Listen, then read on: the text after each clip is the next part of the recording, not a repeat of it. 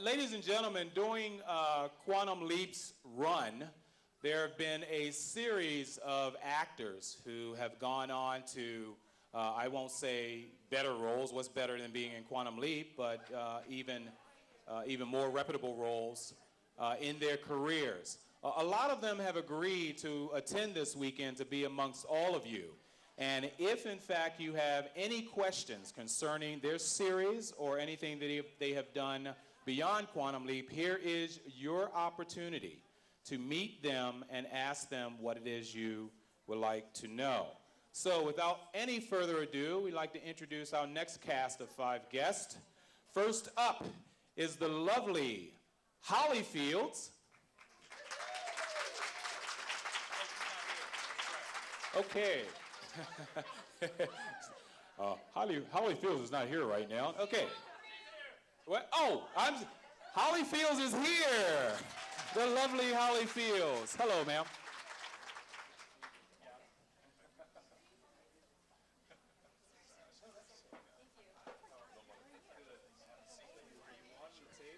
Holly Fields, ladies and gentlemen. Cynthia Bain. Where's Cynthia Bain? Here comes Cynthia. Yeah. Lydia Cornell, the lovely Lydia Cornell. Ken Foray, you know Ken Foray. Mr. Jim Townsend, Jim Townsend.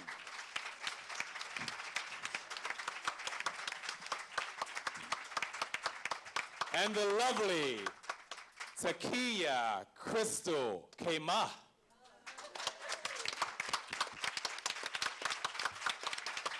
This is your guest panel from Quantum Leap. Let's give a nice round of applause for them. And let's hear a little bit of what they've been doing.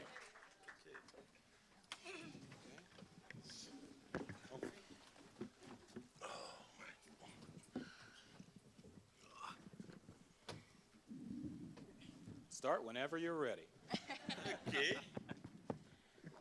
Well, hi everyone. Are the mics working?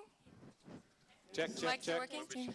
I was in the pilot, Genesis, and I had short dark hair, and I also started on Too Close for Comfort with Ted Knight. Years before that, as Sarah Rush. And I just want to tell you guys, when I got the part at Universal, David Hemmings cast me on a Friday afternoon. I had no idea what the role really was. I kind of read a short role, and they said, we're going to play with this role when we get to the set. So I go to work. My call time's 5 a.m. Monday morning, Universal. I go with just, my purse. The Teamsters are waiting in a big truck to take us to Lancaster, to Edwards Air Force Base. And they look at me and they go, wow, you travel light. And I went, what do you mean? They go, we're going away for 3 weeks. You're not coming home. And I go, you're kidding me. I don't have anything. I have my toothbrush. And so he said, sorry, you can't get out of the truck now. We have to call time at 8 a.m. So I get out there, and I had to go to Target and buy pajamas, and it was like a fun camp experience. And then the first day on the set, we're in the dressing room, and Don Belisario comes up, and he goes, you have long hair. Your hair has to be short. It's the 50s. All the women had long hair, and I went, you're kidding. He was cut it off. I mean, he was, I love Don. We all looked at him and went, we can't cut our hair. So we drove around with the makeup lady and the wardrobe lady, and we found a short, dark wig, and we made it look like Ava Gardner, and then we had these pregnant, pouches. And I remember they kept hiding the stealth bomber in different hangars to hide it from us, because they didn't want us to see it. I have a lot of funny stories, but let me let someone else speak. Let her go. So, wow. No. Anybody else? Somebody. Okay, I'm Cynthia Bain, and I was in the episode called Blind Faith. And thank you.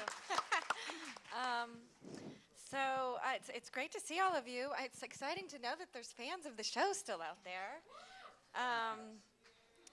In my episode, Scott was blind. He played a blind pianist. We had a lot of fun with that word.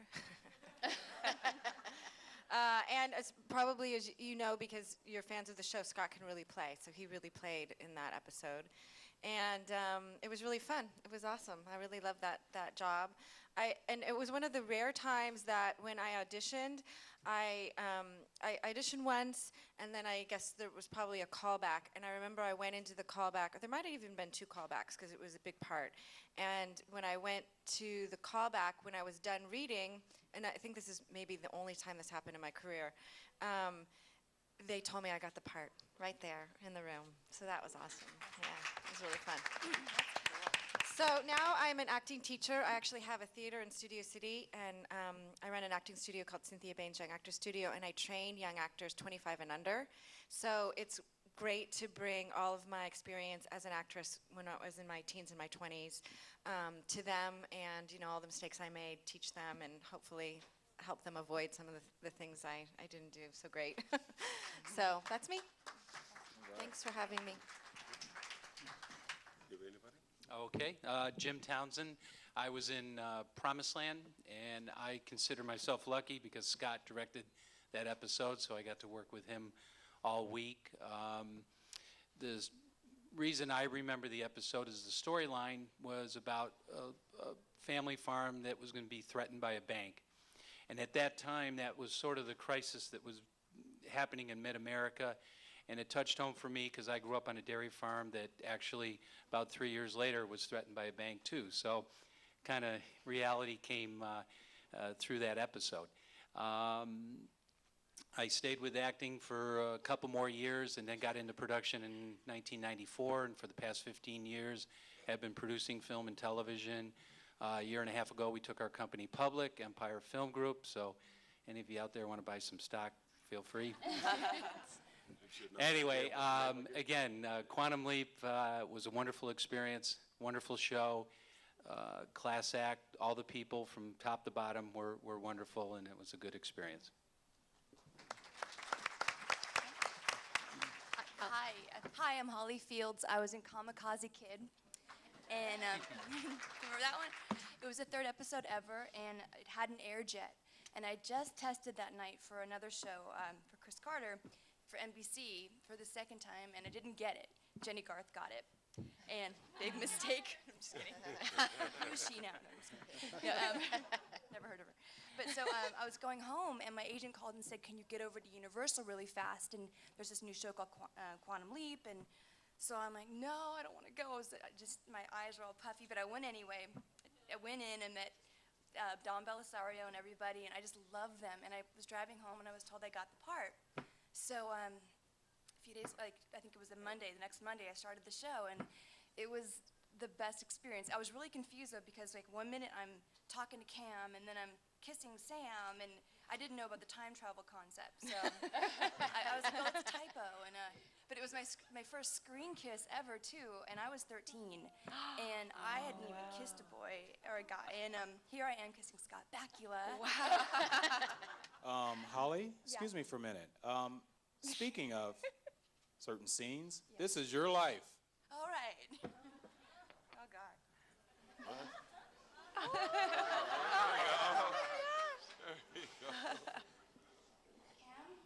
Did you get pants because of me?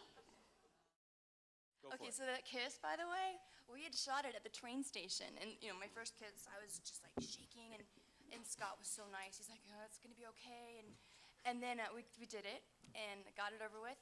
And then 2 days later, we're over at Universal, and Alan, the director, comes up, and he's like, Alan Levy, and he goes, "We're gonna have to redo the kiss again." And I'm like, "Yeah," right? Because it was funny to everyone because I was so embarrassed about it. So I thought he was joking. He wasn't joking because it was the first time he ever had to disappear during the kiss. So here we are at Universal, having to shoot up because we have no background now. I'm on 3 apple boxes because Scott's so tall, so I'm trying not to fall off.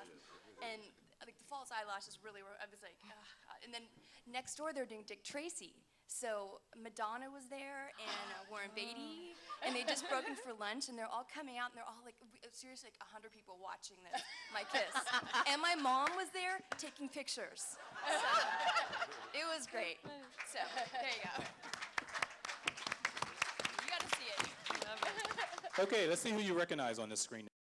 Any questions, remember again, microphone's on the side. But in the meantime, we'd like to hear a little bit more of how you guys went through the audition processes, and if there's any other maybe well-known individuals or not so well-known individuals who were up against that same role that you guys auditioned for, if anyone can elaborate or touch on that.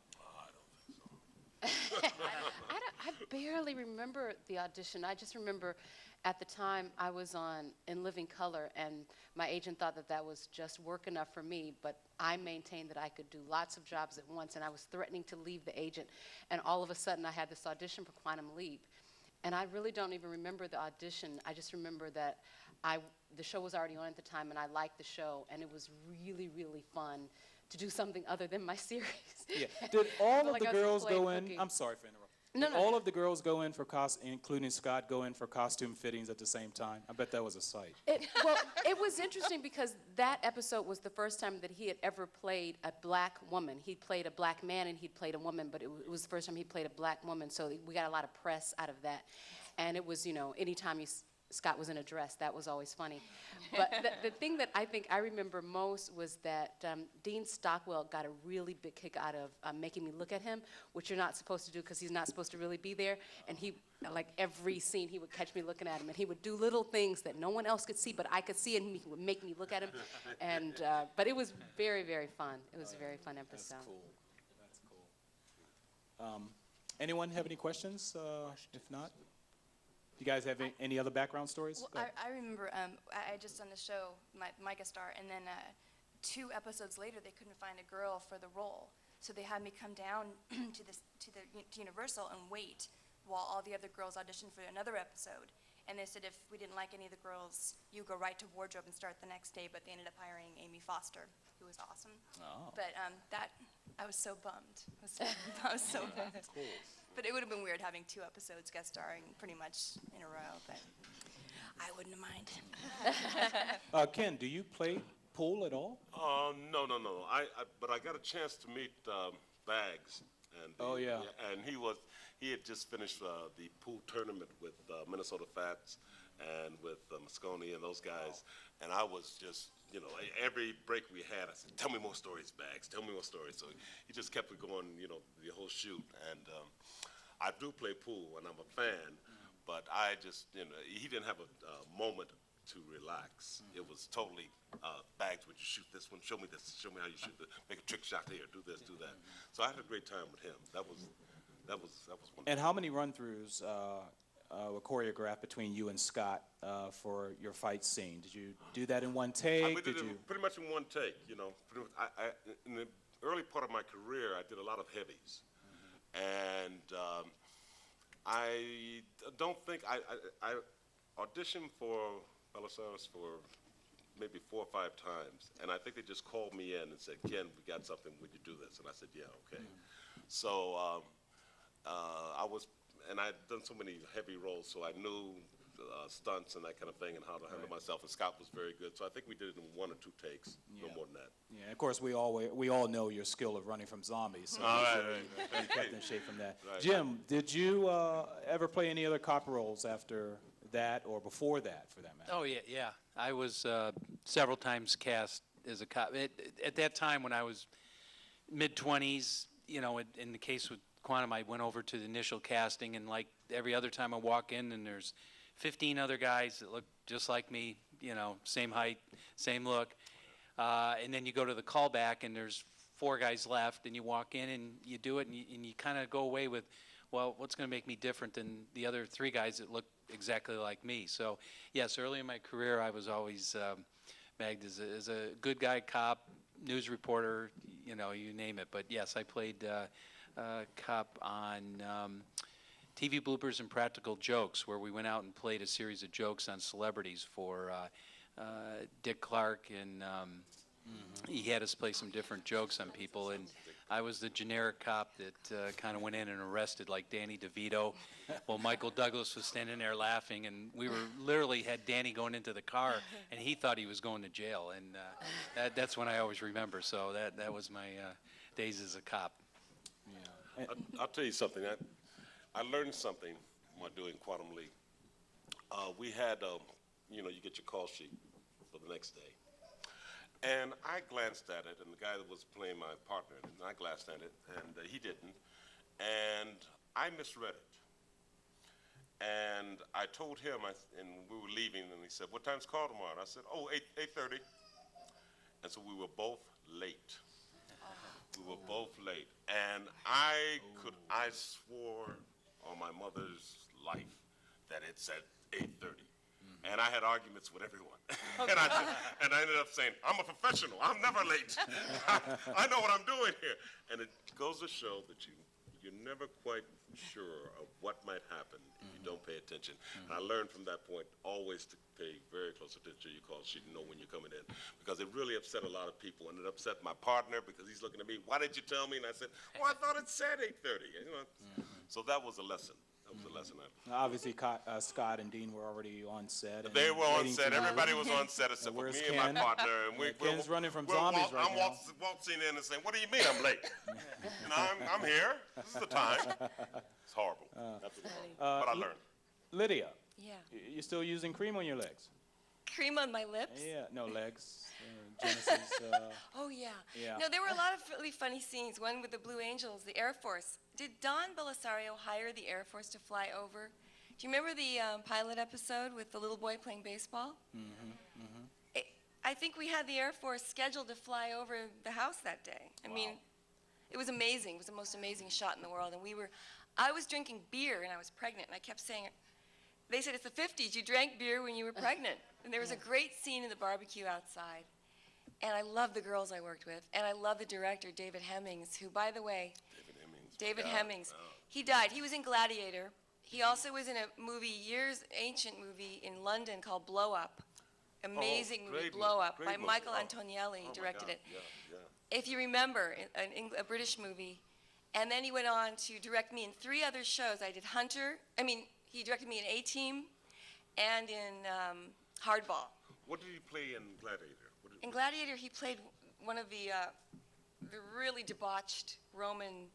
Oh, Remember yes. He I had know what this he fat played. baby face He with had big the blue eyes. wig on. Yeah. Oh, he Really was the blonde announcer hair. for the Gladiator games. Yeah. He was really, a gorgeous Yeah. man when he was young, and he got, He was a died. heartthrob. He was a heartthrob, yeah. Yeah. But I was always doing action movies. I did all these Hunters and Knight Rider and race car things, and he made me do my own stunts in A-Team. I'll never forget, the helicopter came right close to my head. They tried to kill everybody on A-Team. Are you kidding me? Yeah. And James Whitmore Jr., who's going to be here Sunday, directed a Hunter episode I did as well, and Ken did 2 Hunters. Right. So we love this family, and Bruce McGill was in my episode, Genesis. Bruce Brilliant McGill. character actor. Sure. I just wish he was here. I love him. So, Lydia, may I ask, when you were given the script for a show called Quantum Leap, and you pretty much read through the synopsis of what it was all about, some people may argue that Quantum Leap was or was not sci-fi, okay?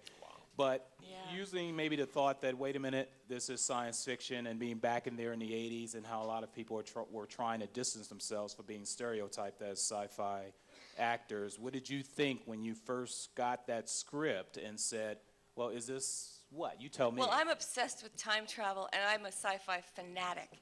So to me, this was the ultimate show. And I was a Trekkie also early on. I'm a Lord of the Rings fan and everything. Yay! But this was the ultimate show to me. I thought this has got to go because it had everything. In our episode, I wasn't really sure what it was going to become because it took a while to figure it out. I didn't know that every episode wouldn't be at Edwards Air Force Base. We didn't see the whole, the panoply. privy to that. Yeah, we weren't privy to that yet.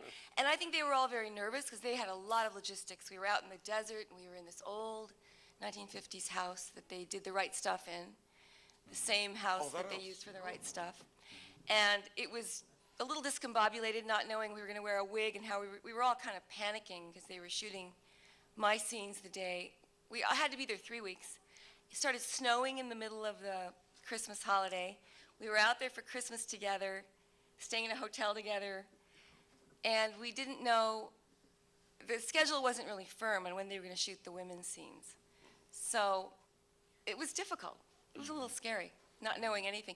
He almost said you have to cut your hair, and by law, the actors' union would have flipped out because an actor doesn't have to cut their hair to get a role. But they will He might stick it have to you a little bit. Right? He might have told us that, earlier than Friday. But it was fun. It was just brand new. It was like being pioneers in a show like that. Lydia, I'm sorry, Cynthia, I'm going to have a question for you too, but something just struck my mind. And a lot of people are here for all of you, but we know, Scott and Dean being the actors or the stars of the show. Pretty much Quantum Leap leaped Scott's career into the stratosphere. But working with a veteran actor such as Dean Stockwell, which I'm a fan of, the boy with green hair, if you Yeah, remember when he of was course. back in the 40s, I think 40 somebody, 1940? 50s, wasn't it? No, it was 40s. It was a. Wait, He couldn't Really? be. It's not It was color. 50. wasn't It had to be 50. Wasn't he in all the beach movies too? Wow. 1950. All right, somebody 5-0. pull up IMBD. 5-0. Yeah, really? 5-0. Yeah. Yeah. Well, I guess my question is, being at least around a veteran actor such as Dean, although you were going into a show with Scott as well, I mean, what was your impression, or did you even know who Dean Stockwell was when you were asked to go absolutely. Oh yeah, Are I you didn't. kidding? Yeah, in You didn't? Universal, I was excited to meet him. He was a little more aloof. Scott was just down with us at the dinner every night in the hotel. We all kind of wore our pajamas. I didn't have anything to wear. I just wore my pajamas. And Okay. we had this kind of weird Christmas party in the bar with all the actors, and it was a brand new show. Scott was excited. Dean was a little more removed, but to me he's an icon because my mother was a fan of him. My God. Of his. Well, it was very Yeah, difficult for tell a me. child star to Make that make a transition. career, Yeah. as an adult star, and it doesn't happen often, and he was able to do it, and still is acting, so he's done well. I didn't know who he was at all, and he was so nice. I think because I was a kid, and both he and Scott were so wonderful. And I would actually go to Universal if I were working on other projects there or auditioning, and I would go hang out with them on the set of Quantum Leap whenever I was there. And Dean and Scott would be like, "Come look at the new set. We're doing this episode," and they'd describe the episode. They were so nice, and the crew was the best crew I've ever worked with. And everyone, it was the best Yeah. experience, seriously, out of all the shows I've ever done. That was my top, so. and Is Dean Scott's going to be amazing. here? Who? Is Dean Stockwell going to be here? Unfortunately, something came up, and Really? he had to cancel his appearance, much to our dismay. I just did an autograph show with him a year and a half ago, Dragon Con. Oh, Dragon and Con. we have a picture taken together. And A year and a half ago, you were in I was in No, Dragon Town no. with him. Oh, maybe it was the year before that. Yeah. You were there Dragon Con. both I was there. times? I was there. When was that, there. Paul? I have a good picture with him. I've got to get it reproduced. Old home week. Maybe mine was 2 years ago. Let 3 me years think. ago. Was what's his name from? Well, while you guys are thinking, I want to get to my question. Put this together. I want to get to my Sorry. question for Cynthia there, since everyone has pretty much had their turn. I understand you're teaching actors right now as we speak. During your role on Quantum Leap, which dealt with obviously war and combat or anything like that, have you had any experience whatsoever giving instructions to people who have been in maybe Gulf War or Iraq War or whatever and have wanted to become an actor? Have you come across anyone like that? In my classes? Yeah, in your classes. No, because I have a young actor studio, so it's 25 and under. Oh, 25 and under. 25 and under, yeah. So Qualifies me. Yeah. Okay. But one thing I did talk about just the other day, ironically, was that in the scene with Jennifer Rhodes, who played my mother, and I think she's coming on Sunday. She was really nice lady, but in the episode played like a really strict, mean mother, and she had to slap me in the scene. And I was telling my students the other night, because in the scene that they were doing, actually this was last night, in the scene that they were doing, one character has to slap the other, but we were rehearsing, they hadn't gotten that far yet. And so in the scene I did with Jennifer Rhodes, they told her to really slap me. Yeah. Did they hadn't- ask you first? No, they said, to try to hit on the lower part of your jaw. It doesn't hurt as much if you slap here as opposed to here. So she hit me really hard, repeatedly. And take after take. It wasn't just one take. really? And yeah. And like after about 5 times, I was like, this is hurting. Start standing. Yeah. Wow. That's amazing. Where's my manager? And my face was really, really red, and so they couldn't even really shoot that side of my face anymore because it was so red that you could tell that there was going to be a slap coming. So after like 5 or 6 times of slapping me, finally I spoke up, and they did something else. I think they had her fake it and used one of the takes. I would have did the fake first. I know. If that didn't work. Yeah. It was really interesting. I don't know if they still do slaps that way. Probably not. Okay, I have to tell a quick Here we story go. about slapping. I don't know if you ever seen the play A Raisin in the Sun. Yes. Well, I did A Raisin in the Sun at the Goodman in Chicago, and I played Benita, the daughter who gets slapped. And Irma P. Hall, wonderful woman, who's actually doing it again now somewhere, she does it often, has to slap me, and she felt so bad. And we tried the stage slap, and it didn't work because she has bursitis, so she couldn't fake it. She had to wind up and wow, or it just wouldn't look good. And so I said, go for it, Irma. Now this is only once, no 7 takes. This is only once a night, but it was like baseball. Wow. And it hurt so bad that my head rang, and I have the exit. She exits first, and by the time I come off, she's backstage cringing, and I'm, cut.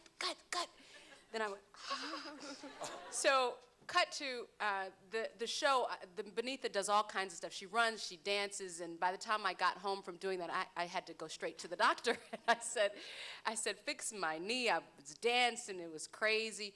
And I was going to a doctor that plugged these machines up to your body, and the machines told the doctor what was wrong with you. And she says, I'm getting your neck. I'm like, no, it's my knee. I was dancing, I got a bed. No, it's your neck. So finally I asked, okay, do my neck. What's wrong with my neck? She says, your jaw's dislocated. But the play was good.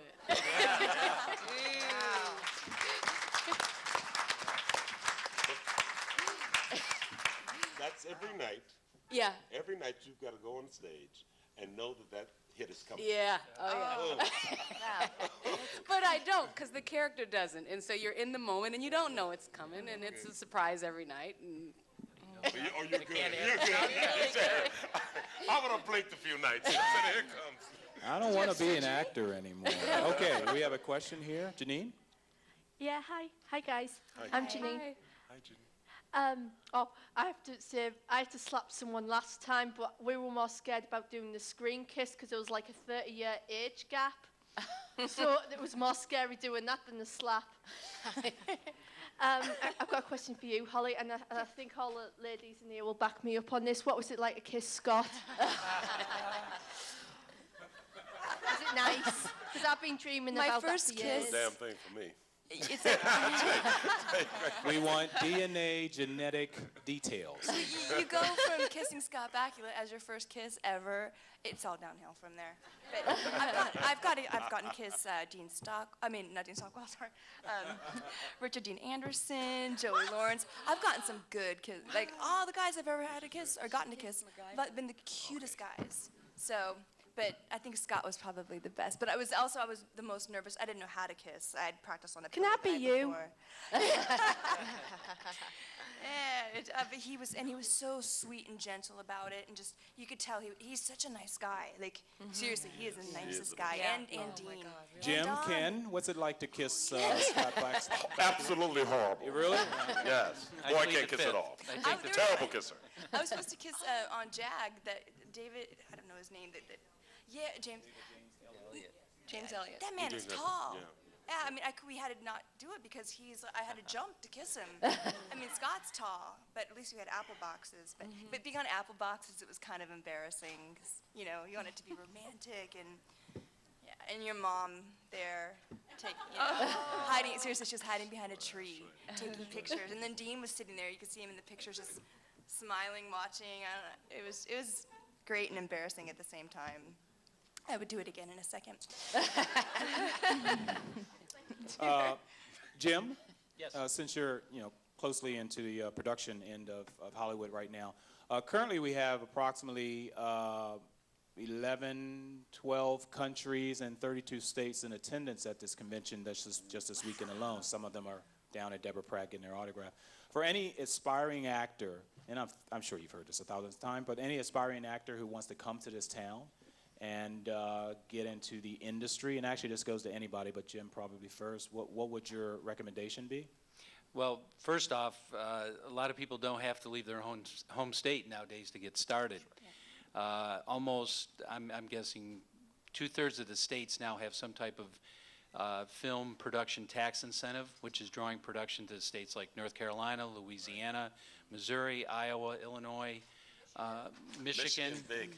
and they're drawing a lot of productions there. And when you go on location, you know, Texas. every state's doing it but California. You know, you're going to hire a certain amount of local talent. Obviously, your extras are going to be hired locally.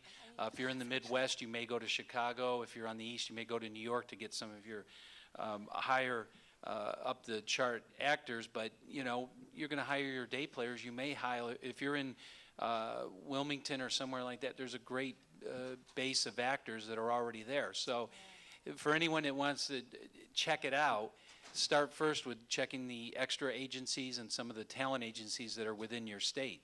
Make yourself available to drive, you know, within a couple hours to possibly audition or, you know, check with local acting coaches, acting teachers, agents. You know, you do have to be careful of the agents and managers and what they're going to charge you, and that's a whole nother, we could sit here and talk hours on that.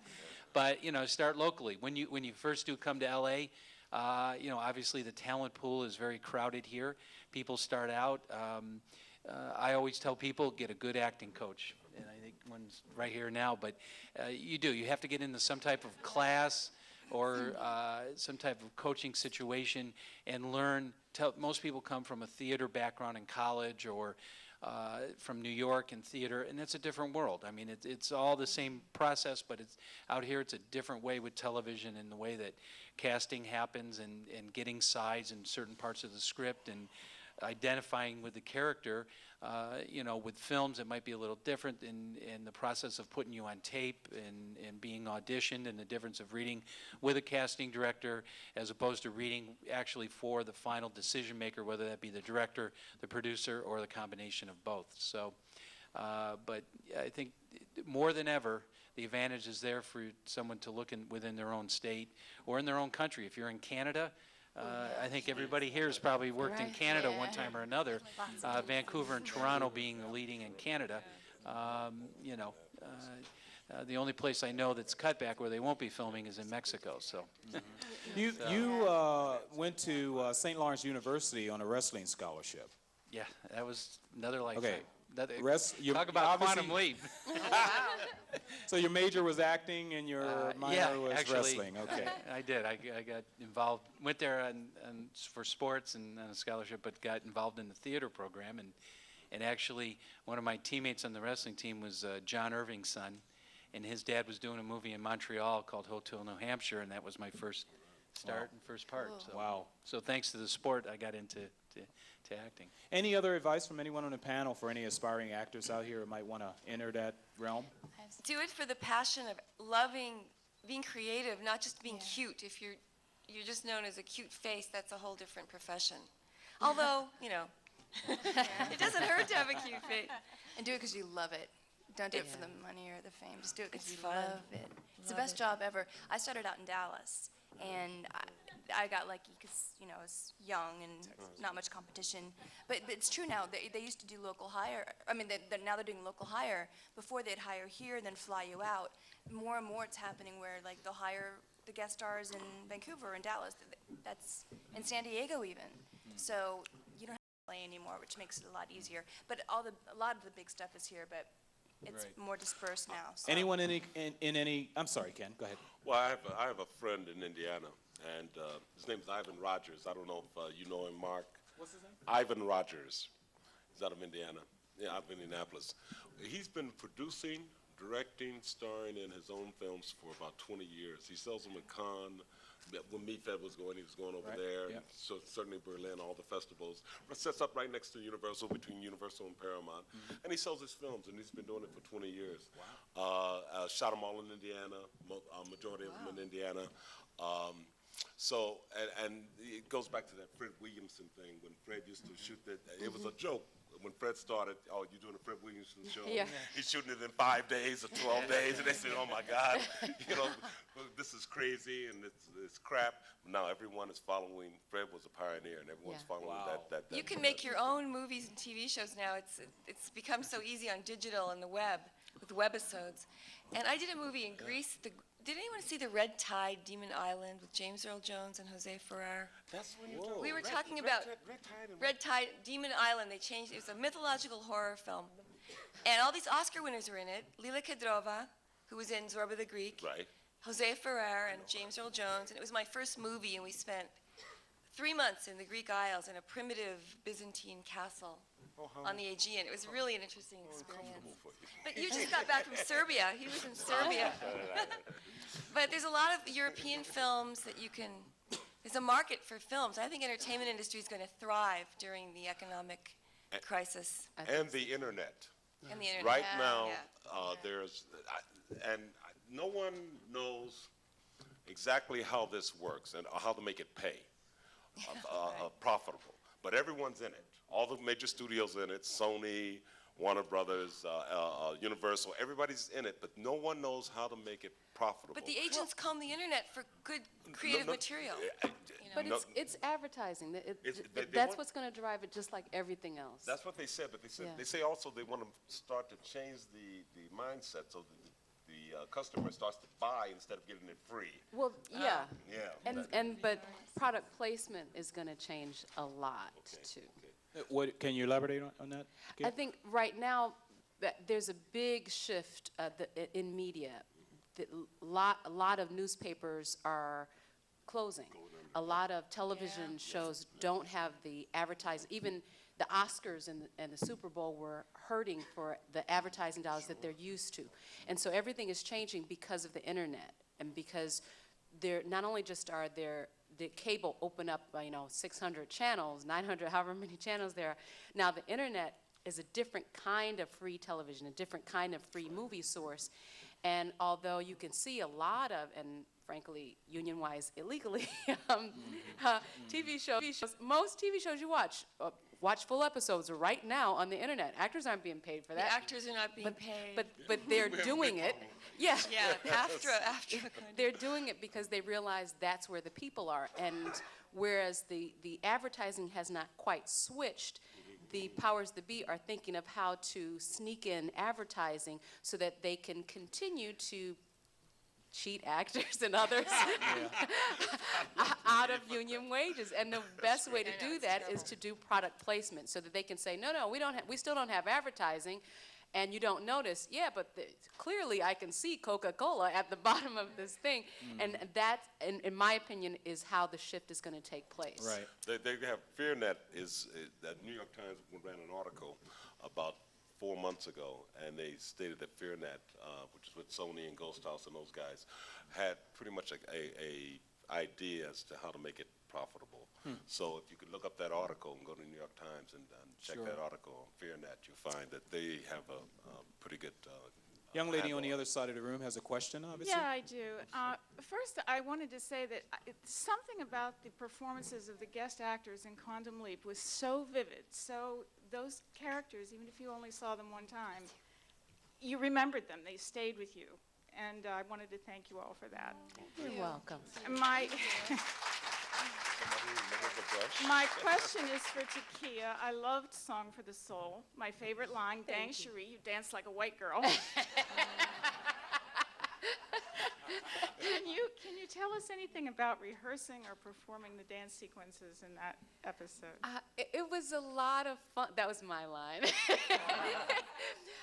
It was really fun, and I think that Scott in particular just tried extra hard not to be like the lame white kid in the group, and he got things really fast. I don't know if he was rehearsing when we weren't rehearsing, or or if he just was really learning things as we learned them. But it wasn't like a big, oh, let's wait for Scott to get the beat at all. It was all three of us on the same page, and I had a dance experience. I don't even remember if Tammy Townsend, who was wonderful, had any dance experience, but it wasn't a big thing. We had a lot of fun. I remember, and I don't remember even, I'm ashamed to say, who choreographed, but I remember that period of time when we were rehearsing the dances, and it wasn't a lot of time. I mean, I was amazed at their schedule. That was the first hour-long I had done, and it was just crazy how hard Scott Bakula and Dean Stockwell worked, and it was like shooting a movie every single week. And while we were working on that, they already had pages for the next week, and they were doing editing or looping for the week before. And so I was just very much in awe of both of them, but particularly of Scott, the singing and the dancing. And, we had moments where, he wasn't quite with the song. But they were few and far between, and most of all, we just had fun with it. All three of us had a lot of fun. Thank you so much. You're welcome.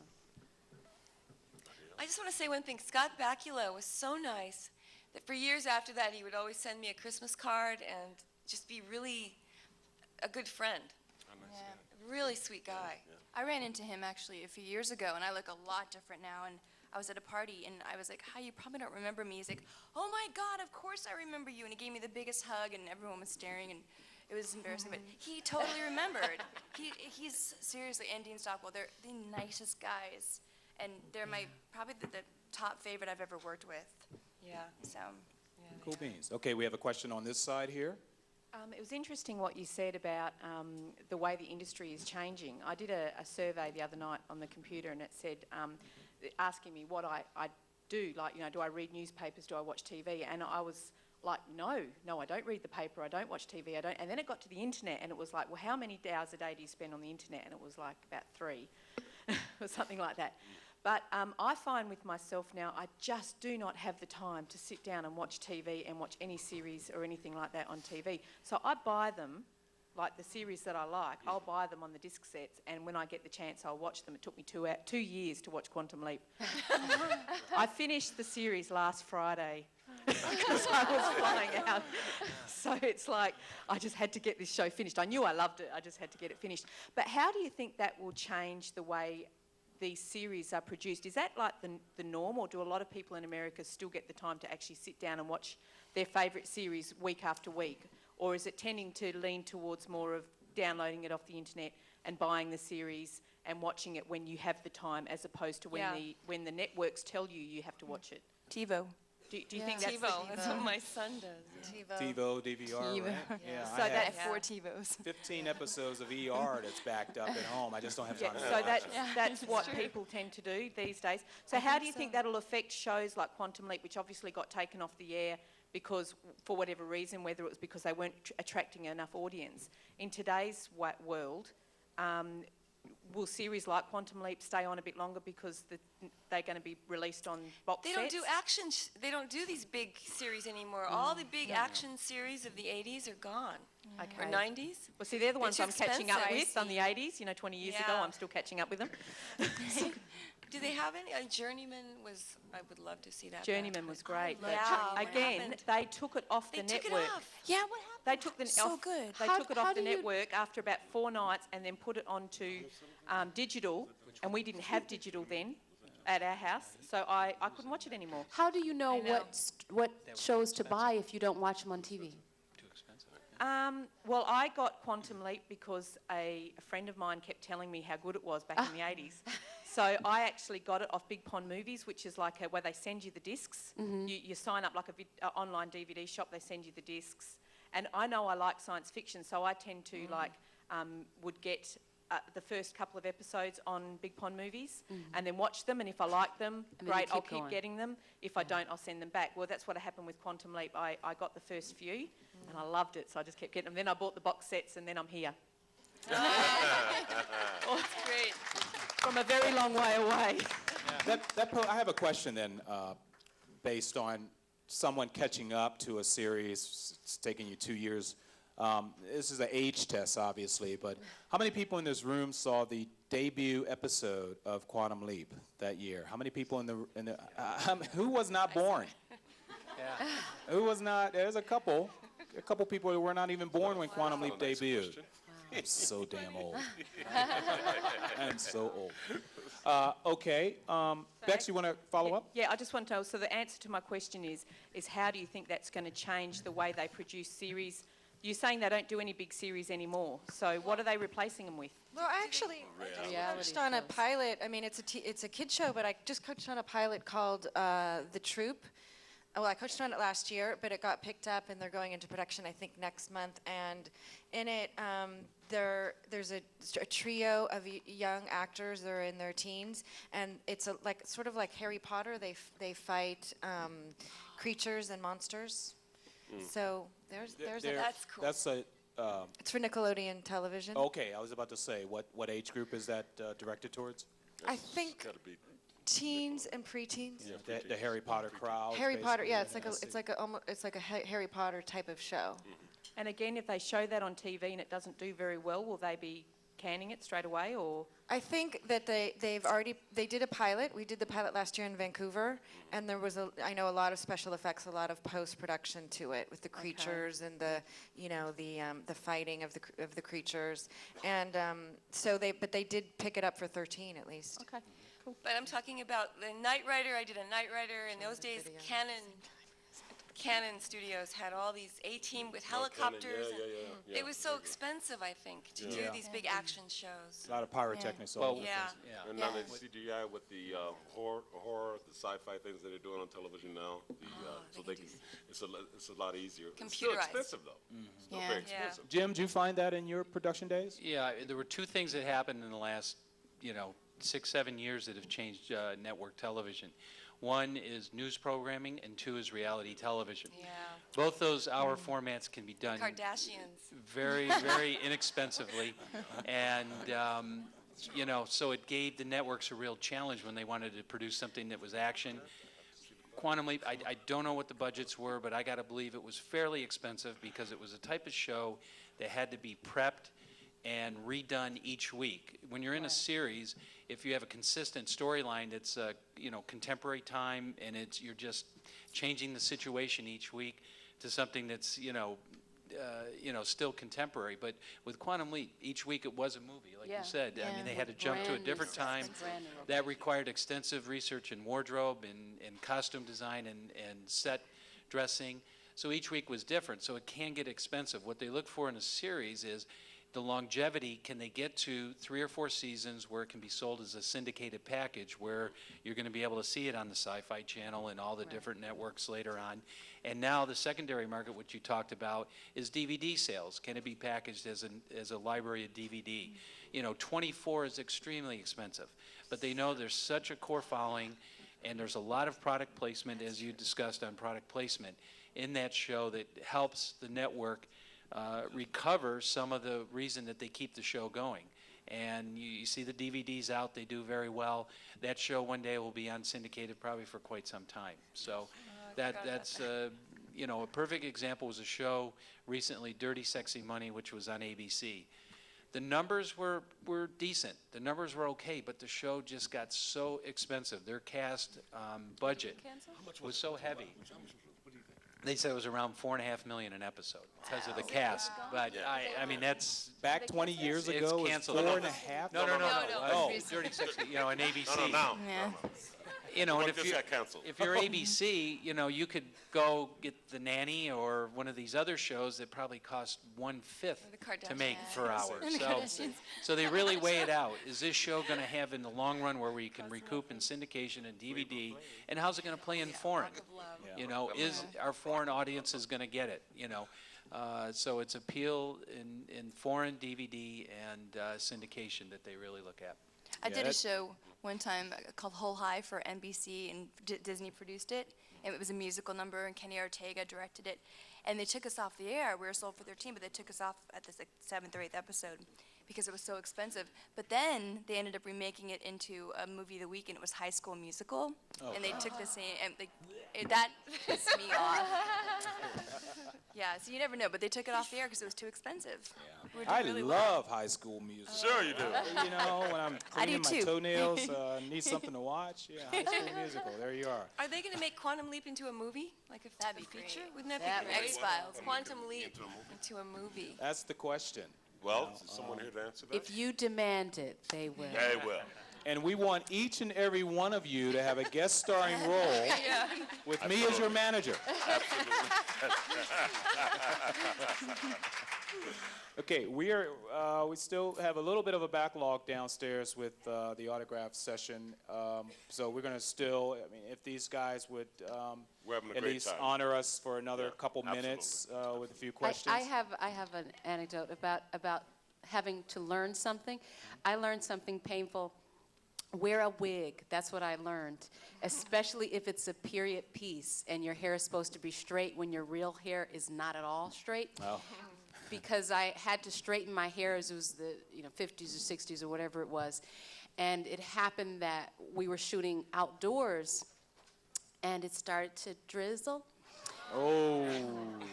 And I don't know if you ever seen a little colored girl with her hair pressed in the rain, but it went from this to this to this. And the poor hair department, they just didn't know what to do with me. And we had to stop and try to get it back to that. And then it went, and then back again. And after that, I invested in some wigs. Yeah.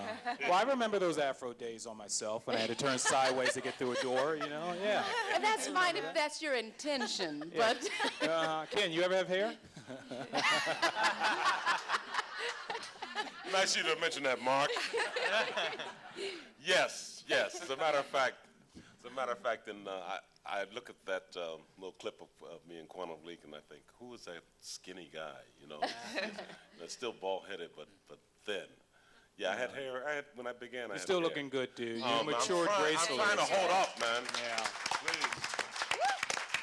In fact, all of you look fantastic. I mean, we're talking 20 years ago when these guys were on, you know, all of you look unbelievably, you know, well, this goes to the women, actually. Well, I have to say, in my episode, they uglied me. Like I wasn't allowed to wear any makeup, not even lip gloss, and they made me, it was hard. Yeah, but I could see through that. I could There was see some the beauty cute that was underneath. coming out in your acting. Pretty girl. Yeah. Michelle Pfeiffer and Frankie and Johnny. Hurley, Yeah. you got a question? Yeah, I just wanted to find out. I'm from the UK, and unfortunately, unless you've got cable or Sky or premium channels, you don't get to watch a lot of the American programs that they used to show back in the good old days, such as Quantum Leap and the A-Team and stuff. But I just wanted to ask a question about whether you guys worked against blue or green screen, and how you find it sort of, whether it's a fun thing to do or whether it's quite difficult working against such composition as opposed to working on an actual set with props and designs and something quite elaborate. Depends on your imagination. Blue screen. Like, if you're, some actors have such great imaginations that the screen, they're right there in the moment. Sometimes it's hard because you're acting to an X. Yeah, that's, sometimes, I mean, because I'm an extra back at home, and sometimes when I walk on sets, the sets and designs are really nice, and you can like put your mind into it. Be there. Yeah, and other times I walk on, it's just all green. and then they just go to the my actor, kids. just do your stuff. And then I just wondered how, whether you've got a mindset for that and how it works. Yeah, It's imagination. Yeah, it's I imagination. didn't work green screen on Quantum Leap, but I've done it before in a lot of shows, and I love it. I'm a director and a producer as well, and I like to know how things work. Yeah. And I've also worked with animals and children, so I'm used to people or other people, playing opposite someone who's, a cat or a baby who's in their own thing. And so having to, do the whole scene in my own mind anyway. And so I like to look at a green screen and know what it's going to be once they fill in the blanks. And I like to imagine what it's going to be. So I see the set, whether it's a green screen or not. What was post-production like? You guys obviously had your readings. You went to the studios. You sat in the boardroom with all the writers and producers, directors, whoever around. In terms of the readings, could you actually get a visual, like you were saying, based on the setup of how the scene was going to be set up before you actually entered the studio to execute it? You mean the auditions? No. No, this When is, did this, the- yeah, this is an hour long. There's no, like, table there's not a lot- read. No, You, no. you jump right in. Yeah, you don't sit around. Yeah, we started the next day. No. No, On, yeah, on our show, You show up. yeah. I did a sitcom for many years, Too Close for Comfort, with Ted Knight, and we Yeah, sat yeah, yeah, around yeah. reading. Yeah. Yeah. Thank Yeah. you. I love Ted. I miss him. Thank you. And Audrey Meadows and Nancy Dussault and Jim Bullock and Deborah Von Valkenburg. But we sat around reading. Yeah, Deborah Von Valkenburg. And we read, table read Monday, and then we'd tell jokes by noon, and we'd get rid of the producers, and Ted would tell silly jokes, and we would goof off and play hooky, and then John Ritter would come visit from next door on the soundstage, and we wouldn't get to work at all. We were just children. Actors are basically children. So, Well, but I can barely remember if I've left the iron on at home, when I leave. So you're telling me you didn't have the sessions where you went over the script. You Yeah. literally had the script given to you, and you literally Start had to shooting it. memorize, but Oh, you no one better would cue You might have to cards. show up the next day. You might, Yeah. you'll audition, find out that afternoon that you have it. You probably have sides or script sent to you that night. You'll go over it and report the next day to shoot. And then some directors make you rehearse a lot, some don't make you rehearse at all. But sitcoms, you get to rehearse like the whole- Specifically the kissing scenes, right? Yeah, I would. Yeah. Nobody wanted to kiss me. That was the problem. I couldn't get that. I always wanted a romantic scene, and I never got that. I'm not available. Anyway, Every show I've done has had a really different schedule. Yeah. In Living Color was my first series, and they really took advantage of that fact. I didn't know until I got to my second series that everybody doesn't shoot till 2 or 3 in the morning, that you didn't know your censors by their first name. But we, if I remember correctly, we started reading on a Monday, and we read the script, and we would the scripts, it was a variety show, a sketch variety show, and so the scripts would be seriously this thick, and they'd have lots of sketches in it that we would never tape, and we would tape out of order. We just shot sketches, and then they would put them together however they want. The next show that I did was a children's show. It's called On Our Own, a lovely, wonderful show. It only ran 1 season, but I discovered to always thereafter try to work with children because they can only work certain hours, and then you all get to go home. And then the next show I did was another 1-season show called The Show. That was really fun. And the difference there is I think I was the only person on the show that wasn't a stand-up comedian. So there was no real rehearsal unless like a theater background, because they would just refuse to rehearse. We got it. We don't want to do it again. Then it won't be funny. And they were allowed to get away with that. And well, I didn't improv. They improvised. They did whatever they wanted to do. And I stuck to the script. But the next series I did was Cosby, and that was the shortest schedule that I ever had. We came Monday, read the script once, the actors came, read the script, and went home. Tuesday, very different script based on Bill Cosby's notes. And we shot on Thursday, so we worked a 4-day week, and we got changes. A couple years ago, and Larry you don't rehearse at all. You do all improv, and you make up your own lines. Oh, that's nice. You have to be the writer and the actor. That's And did talent. you get 2 checks for that, or I'm just curious? No, but then they'll change It's it. fun. They'll change it on your lines on the set. They'll come up and make notes and say, "We're gonna change," and they give you a whole bunch of new lines that you have to know right then and there. That's Wow. scary. Like for Jag, actually, this actor didn't show up, and I had a huge 2-page monologue. And the director walked in and he goes, "We're so sorry, but it's lit for you for the courtroom scene. Can you do it now?" And I didn't know it. He took me in the corner. 10 minutes, I had it. He made me, and I'm the worst memorizer. He drilled me and drilled me and drilled me on it, and the whole thing was just no rehearsal, shot, bam, like that. You guys are in the midst of talent here. I Yeah. couldn't do what they do. I'm sorry. I don't know if we can go ahead and close this out. And Emma's not in the room, right? Not?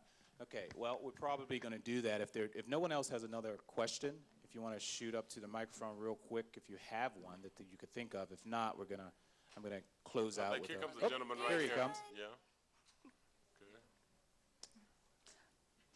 Okay, while he walks up to the microphone, it's just been great having you guys here, so we really appreciate you showing up. Thank you, Marshall. Thank Yeah, thank you.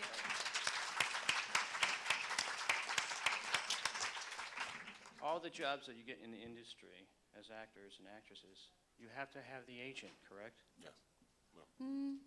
No. Yeah, it really depends. I mean, I've gotten probably 60% of the jobs I've gotten, they've been through agents.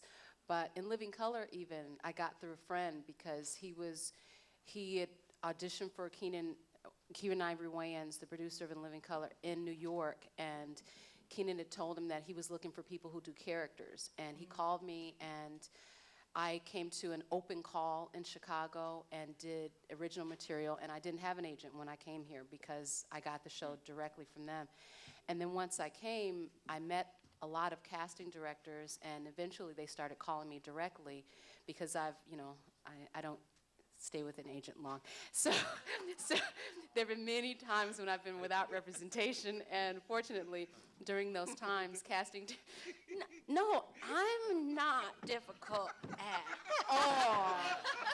I just need what I need. No, but during those times, casting directors, and they wouldn't call me if I were difficult, I hope, but they've called me directly, which is really cool. And then going back to advice about being in this business, I started performing when I was a child before I knew that there was such a thing as Hollywood or an agent or a manager. I started writing and directing and producing my own shows in the living room. And, and eventually in school, and by high school, I was producing them for the general public. But I always go back to that when no one calls, then I create my own work. And so sometimes it's through an agent, sometimes it's not. It's a lot easier, though, if you not only have an agent, but have a good agent that's rooting for you. Yeah, so important. A lot of times, if you have a career that spans over decades, people start to ask for you. So basically, they'll ask for you, and you will take the deal to your agent, and an agent will negotiate for more money or Perks. First dollar gross point. Make sure it's legit. Make sure it's legit. Yeah. To get you billing, whatever billing you want, or associate producer credit, or Right.